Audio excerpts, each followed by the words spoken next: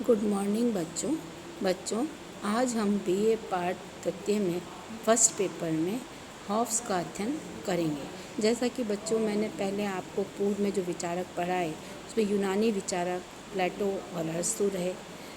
मध्यकालीन विचारक में आपने एक्विनास का अध्ययन किया और आधुनिक विचारक के रूप में मैकियावेली का अध्ययन किया। तो हॉब्स ने भी इन्हीं विचारों की श्रृंखला को आगे बढ़ाया और उसने तत्कालीन इंग्लैंड की परिस्थितियों से प्रभावित होकर अपने विचारों का सृजन किया। जैसा कि मैं आपको पहले भी बता चुकी हूँ कि कोई भी विचार शून्य में अपने विचारों का निर्माण नहीं करता। उसके चारों तरफ उसकी जो सामाजिक, आर्थिक, राजनीतिक परिस्थितियाँ होती हैं उसके अनुरूप भी उसके विचारों का निर्माण होता है। तो हॉब्स के समय की जो परिस्थितियाँ थी उनके देखते हुए उसने राज्य के संदर्भ में अपने संविदावादी विचारों का प्रतिपादन किया है। तो बच्चों ये तो आपको पता है कि राज्य की उत्पत्ति के संदर्भ में कई सिद्धांत रहे, जैसे कि दैवीय उत्पत्ति का सिद्धांत जो कि आपने मनु के चिंतन में पढ़ा है, शक्ति का सिद्धांत है, पितृसत्तात्मक, मातृसत्तात्मक और संविदावादी सिद्धांत। तो सब हॉब्स समझौतावादी विचारक रहा, जिसका कि ये मानना था कि राज्य की उत्पत्ति जो है वो समझौते से हुई है। तो उस संदर्भ में उसने अपने विचारों का प्रतिपादन किया है। तो सबसे पहले हम ये देखते हैं कि हॉब्स का परिचयात्मक संदर्भ क्या रहा। तो बच्चों ये इंग्लैंड का था और हॉब्स जो है उसने एक बहुत ही अच्छे ढंग से अपने विचारों में निरंकुशवादी और व्यक्तिवादी दोनों विचारधाराओं का सम्मिश्रण करने की कोशिश की थी और उसी आधार पर उसने अपने विचारों का प्रतिपादन किया। तो कई बार ये पूछते हैं और ये प्रश्न पूछा जाता है कि हॉब्स के चिंतन में निरंकुशवाद और व्यक्तिवाद दोनों का सम्मिश्रण है, इस कथन से आप सहमत हैं? तो बच्चों हमको दोनों जो तथ्य हैं उनको सामने रखना होगा, क्योंकि हॉब्स ने जिस समझौते की बात करी है वो व्यक्ति को लेकर करी है, लेकिन इसलिए वो व्यक्तिवादी बन गया। और निरंकुश इसलिए बना क्योंकि हॉब्स ने निरंकुश राजतंत्र की बात करी है। तो हॉब्स के जब जीवन परिचय को देखते हैं तो सबसे पहली बात ये है कि हॉब्स का जन्म 1588 में मेम्सबरी के पास वेस्टफोर्ड में हुआ था। हॉब्स का जब जन्म हुआ था उस समय स्थिति बहुत ही ख़राब थी। वहाँ की सामाजिक दुर्दशा हो गई थी, धार्मिक उन्माद बढ़ रहा था, सामाजिक अस्थिरता थी, राजनीतिक अस्थिरता थी। तो हॉब्स ने स्वयं ने इस चीज़ को स्वीकार किया कि मेरी जननी ने एक साथ 2 शिशुओं को जन्म दिया, एक तो मैं और एक भय, क्योंकि उस समय भय का वातावरण था। कहीं पर भी जो व्यवस्था थी वो व्यक्ति के अधिकारों का रक्षण नहीं कर रही थी। तो इन सब से हॉब्स क्षुब्ध हुआ। उनकी प्रारंभिक शिक्षा वहीं हुई।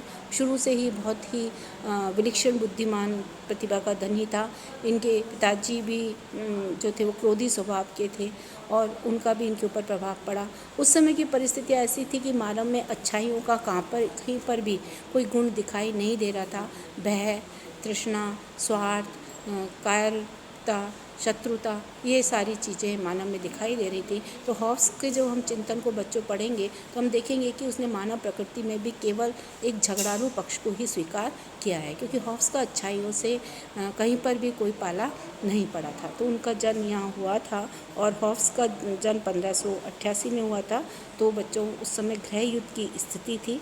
हॉब्स की जो रचनाओं को हम देखते हैं कि इसने कौन सी बुक्स लिखी हैं। सबसे पहली इसकी बुक थी डी.सी.वी. जो बुक है इन 1642 में हॉब्स ने लिखी थी, जिसमें कि इसने अपने विचारों का वर्णन किया।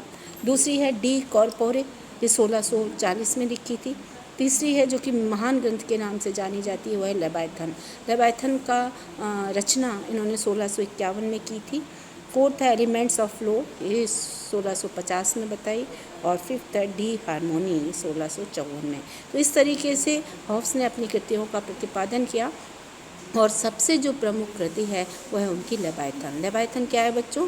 लेवायथन इसका एक निरंकुश राजतंत्र का प्रतीक है, क्योंकि हॉब्स के जब सामाजिक समझौते को देखोगे तो आप ये देखोगे कि हॉब्स ने सामाजिक समझौते के माध्यम से जिस शासन व्यवस्था की कल्पना करी है उसका जो प्रमुख है वो निरंकुश है, वो सभी शर्तों से ऊपर है। क्यों इसलिए ऊपर है? क्योंकि उस समय की परिस्थितियाँ ऐसी थी कि ऐसे स्वार्थी मानव को नियंत्रित करने के लिए, उनमें नैतिकता उत्पन्न करने के लिए राजा को निरंकुश होना पड़ेगा। तो इस तरीके से इनकी ये रचनाएँ हैं। लेवायथन एथन जो है इसका महत्तम ग्रंथ है, जैसा कि मैंने आपको बताया। इसमें हॉब्स के राजनीतिक विचारों का जो परिचय है वो इस ग्रंथ में मिलता है। और कई बार आपसे पूछा भी जाता है कि लेवाइथन पर टिप्पणी लिखिए, तो उसमें 20 शब्द या 40 शब्द या 50 शब्द तो आप बता सकते हैं। इसके 4 भाग हैं। पहला, प्राकृतिक अवस्था का विवेचन किया है लेवाइथन में कि किस तरीके की प्राकृतिक अवस्था थी, मानवीय प्रकृति कैसी थी। दूसरा, राज्य की उत्पत्ति की बात बताइए कि राज्य की उत्पत्ति कैसे हुई, क्योंकि बच्चों पहले तो प्रारंभिक अवस्था में राज्य नहीं था, व्यक्ति जंगल में ही रहते थे, प्राकृतिक रूप से जीवन अपना व्यतीत करते थे, फल फूल खाते थे। जब 1 से 2 व्यक्ति बने, 2 से 4 बने, 4 से 5 बने, तो एक समूह बन गया। और उन समूह के जब अधिकार उस समूह में अनिवार्यताएं पूरी नहीं हुई जीवन की, तो उन्होंने ये कहा कि हम सब मिलकर अपने अधिकार एक सत्ता को दे देते हैं, वो हमारा रक्षण करेगी और हम अपने अधिकार से मुक्त हो जाएंगे और हम उसके अधीन रहेंगे। तो इस तरीके से राज्य उत्पत्ति में आया। तो राज्य की उत्पत्ति की बात करिए संविदा के माध्यम से। इसके अलावा राज्य के संबंध में उसने ये बताया है कि राज्य के संबंध में सारे विचार उसने दिए हैं कि राज्य कैसा होगा। फिर कैथोलिक चर्च जो थी, जो कि मध्यकाल में थी, उससे हॉब्स सहमत नहीं था। मध्ययुगीन विचारधारा को उसने कहा कि वो अतार्किक है, अंधविश्वासों पे आधारित है, जिसमें धार्मिक मान्यताओं का प्रभाव है, बुद्धि विवेक वहाँ पे काम नहीं कर रहा है। तो हॉब्स भौतिकवादी था, वो वैज्ञानिक पद्धति की बात करता था। तो उस समय कैथोलिक जो चर्च की थी उसका उसने आलोच्य पक्ष भी रखा। तो ये सब विचार उसने अपनी लेवाइथन में वर्णित किए हैं। इसके अलावा हम देखते हैं कि हॉब्स के चिंतन पर प्रभाव करने वाली परिस्थितियाँ कौन सी रही। कई बार पूछा जाता है कि हॉब्स के चिंतन पर किन परिस्थितियों का प्रभाव पड़ा। तो पहली परिस्थिति थी बच्चों विज्ञान का विकास। हॉब्स के चिंतन पर सबसे ज़्यादा प्रभाव पड़ा विज्ञान का, क्योंकि उस समय प्राकृतिक विज्ञानों में नई नई खोजें हो रही थी। नार्वे ने स्पंदन के नियम, इसके अलावा गैलीलियो ने दूरबीन की खोज कर ली थी, न्यूटन के नियम खोजे जा रहे थे। तो हॉब्स के मन में ये विचार आया कि जब प्राकृतिक विज्ञानों में पदार्थ को नियंत्रित किया जा सकता है, तो हम मानव व्यवहार को भी नियंत्रित कर सकते हैं। कुछ इस तरीके के नियम बनाएं जिससे कि मानव की अनैतिक प्रवृत्ति को नियंत्रित किया जा सके। तो इसमें गैलीलियो से हॉब्स बहुत ही ज़्यादा प्रभावित रहा और गैलीलियो के जो गति के नियम थे उसको हॉब्स ने अपने विचारों का आधार भी बनाया। तो ये तो पहला प्रभाव था बच्चों। दूसरा प्रभाव पड़ा कि इंग्लैंड में गृह युद्ध की स्थिति। उस समय इंग्लैंड में गृह युद्ध की स्थिति थी। इंग्लैंड में अराजकतापूर्ण वातावरण था, कहीं राजनीतिक स्थिरता नहीं थी, सब अपने अपने स्वार्थ की बात कर रहे थे और एक शक्ति का बोलबाला हो रहा था, क्योंकि जो वस्तुएं थी वो कम थी, उसको उपभोग करने वाले व्यक्ति ज़्यादा थे, तो लड़ाई झगड़े बढ़ रहे थे। इस युग में आर्थिक परिवर्तन का युग था, जिसमें कि क्या हुआ कि सामंत वर्ग जो बहुत प्रभावी था, लेकिन सामंत वर्ग के विरुद्ध एक व्यापारी वर्ग का उदय हुआ। व्यापारिक वर्ग सामंत वर्ग से सारे अधिकार लेना चाहता था, लेकिन उनको राजनीतिक अधिकार नहीं मिले। लेकिन तब भी इन्होंने एक पार्लियामेंट की बात करी। उधर सामंत वर्ग भी अपनी पुरानी व्यवस्था में बदलाव नहीं चाहता था। तो फलस्वरूप 1639 में यानी 1639 में गृह युद्ध की स्थिति वहाँ पे बन गई और उस गृह युद्ध की स्थिति में जनजीवन असुरक्षित हो गया और इन सब का प्रभाव हॉब्स के चिंतन दर्शन पे पड़ा। इसके बाद एक था यात्राएं और संपर्क। यूरोप की हॉब्स ने बहुत यात्राएं करी और वह उससे प्रभावित भी हुआ। गैलीलियो से जब ये इटली गया तो उसके संपर्क में आया, उसके गति के नियम से ये अवगत हुआ। 1634 और 1637 के बीच में ये यूरोपीय महाद्वीप गया। वहाँ पर इसने काफ़ी कुछ देखा, काफ़ी परिस्थितियाँ देखी, उनका निराकरण किस आधार पर किया जाना चाहिए, कौन सी शासन व्यवस्था उचित हो सकती है, ये सारे विचार इसकी उनको देखकर आए। तो ये तो इसके कारणों की बात हो गई। अब हम देखते हैं हॉब्स की वैज्ञानिक पद्धति क्या है। तो हॉब्स ने बच्चों जिस पद्धति का अपने अध्ययन में जो पद्धति ली वो वैज्ञानिक पद्धति थी। हॉब्स ने वैज्ञानिक भौतिकवाद की बात करी है। हॉब्स वैज्ञानिक सिद्धांतों के आधार पर एक संपूर्ण दर्शन की रचना करना चाहता था, जिसमें कि व्यक्ति सुरक्षित रह सके, क्योंकि वो व्यक्तिवादी था तो व्यक्ति को लेकर भी चला है, लेकिन निरंकुशवादी इसलिए क्योंकि राज्य को उसने सर्वोपरि माना है व्यक्ति के ऊपर। तो हॉब्स को राजनीतिक दृष्टि से राजनीति का गैलीलियो भी कहा जाता है। यदि आपसे पूछा जाता है कि राजनीति का गैलीलियो किसे कहा जाता है, तो हॉब्स को कहा जाता है, क्योंकि उसके चिंतन दर्शन पर गैलीलियो का बहुत ही प्रभाव पड़ा। वैज्ञानिक भौतिकवाद का शाब्दिक अर्थ यदि हम देखें तो ये 2 पद्धतियों का मिश्रण है।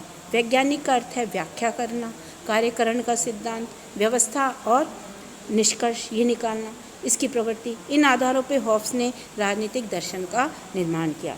दूसरा है भौतिकवाद। भौतिकवाद का अर्थ क्या है? भौतिकवाद का अर्थ है बच्चों धार्मिक अंधविश्वास, नैतिकता, ईश्वरीय विश्वास से परे व्यक्ति को हॉब्स ने एक पिंड माना है। हॉब्स नहीं मानता था कि कोई धार्मिक मान्यताएं या कोई धार्मिक विश्वास या नैतिकता व्यक्तियों को नियंत्रित करेगी। उसका ये मानना था कि व्यक्ति एक पिंड है। ये संवेदनाहीन यदि हम देखें तो एक मशीन है और पिंड है, इसमें कुछ भी संवेदनाएं नहीं है, क्या अच्छा है क्या बुरा है, ये बुरे की तरफ आकृष्ट नहीं होता, ये स्वार्थी है, इसको अपना अपना हित करना है, अपने हित करने में दूसरे का अहित कर जाता है। और यही स्थिति है बच्चों कि जिस प्राकृतिक अवस्था का हॉब्स ने विवेचन किया है उसकी प्राकृतिक अवस्था निरंतर युद्ध की अवस्था है, जिसमें कि कहीं पर भी शांति नहीं है। तो हॉब्स ने मनुष्य को एक पिंड माना है जो कि संवेदनाहीन मशीन है, जिसकी स्वयं की कोई इच्छा नहीं होती, वो डरपोक है, कायर है, स्वार्थी है। इसी ऐसे स्वार्थी मनुष्य को नियंत्रित करने के लिए निरंकुश राजतंत्र की स्थापना हुई, जिसको कि हॉब्स ने लेवायथा कहा है। तो हॉब्स ने सामाजिक विज्ञानों में वैज्ञानिक पद्धति के विकास के महान योगदान दिया है। हॉब्स का मानना था कि विकसित पद्धति के बिना हम राजनीति विज्ञान को समझ नहीं सकते। इसमें अगर हमें सिद्धांतों का निर्माण करना है तो हमें वैज्ञानिक पद्धति को इंट्रोड्यूस करना होगा। तो ये तो बच्चों आज हमने इंट्रोडक्शन पढ़ा, कल हम हॉब्स के सामाजिक समझौते पर चर्चा करेंगे। आप जो भी पढ़ा है उसको आप ध्यानपूर्वक पढ़ लेना।